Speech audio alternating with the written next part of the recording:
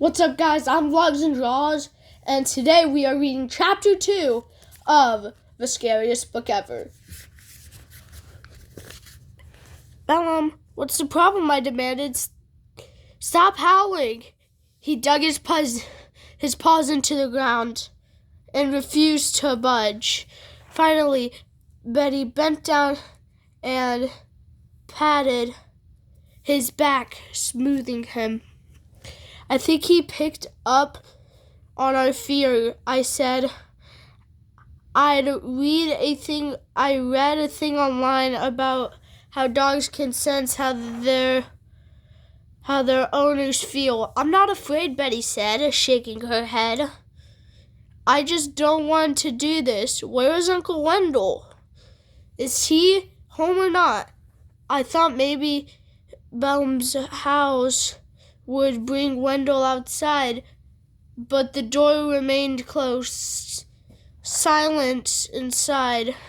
We both stared at the narrow black door.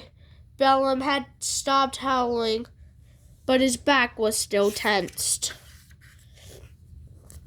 I pounded my fist on the door. It didn't make much of a sound. The door seemed very thick. Betty shivered. The air has grown chilly in the shadow of the house. A breeze had started to pick up and the trees all shook and whispered. A big brown rabbit stood on its hind legs and stared at us from the tall grass of the front yard. We gazed at each other, waiting for Wendell to open the door, waiting. Maybe Mom was right. Maybe he went out. I said, my voice trembled a little bit. But he's expecting us, Betty said, staring at the door. He knows we're arriving this afternoon. She shivers again. Bellum shivered too. I closed my fist and pounded some more, this time as hard as I could. A bird cawed loudly from somewhere behind us. Now I shivered. Was it trying to warn us away? I turned and walked to the tiny window nearest to the door. Shielding my eyes with both hands, I peered into the house. Total darkness. No lights on, I told Betty. I can't see anything. He has to be there, Betty said, rubbing Bellum's back. She opened her mouth and began to shout, Uncle Wendell! Wendell, we're out here. Can you hear us? Silence. The brown rabbit turned and screamed into the trees. Wendell? Are you there? Betty tried again. I stepped onto the door and raised my fist to pound on it one more time. But then I had a better idea. I wrapped my hand around the small brass door knob. I wrapped my hand around the small brass door knob and turned it and pushed, and the door creaked open. Bellum made a yip sound and tried to back away. I pushed the door open farther. Betty grabbed Bellum and pulled him inside with us.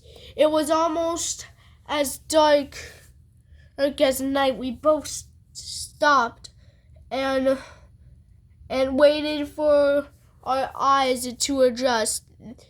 The air felt cold and damp, and the room smelled musty, as if it hadn't been dusted in a very long time. I rubbed my hand over the wall, and it bumped a light switch. A gray light washed down from the ceiling high above us, blinking. I peered around the room. It was huge. It was a huge square room. Was the ceiling a mile high? Was the ceiling a mile high? I saw a long wooden table with 2 chairs behind it. And there were 2 overstuffed lounge chairs at the far end of the room. Bellum took off for one of the overstuffed chairs. "Come back," Betty cried. His voice echoed off the walls, but the dog ignored us. He was just too busy sniffing it. I cut my hands around the mouth.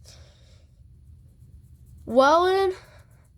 I shouted. "Hey, Uncle Wendell, it's Billy and Betty. We're here." The words echoed in the distance. I heard a creak. I thought maybe Wendell was finally coming, but no. It must have been old house noises. "Wendell, Wendell." Betty and I both cried his name, still no answer. I turned to my sister. "Didn't Mom say his house was filled with books and all crazy objects?" She nodded. "Well, look around," I said. "No books anywhere. The room is bare. The room is nearly bare. No weird objects, and not a single book." Betty wrinkled her forehead. She took a deep breath, shrugging breath. Do you think this is the wrong house?" Alright guys, I will see you tomorrow to read chapter 3 of Scariest Book Ever. So, the chapter 3 name is A Trap. So guys, chapter 3 will be coming out tomorrow. Bye.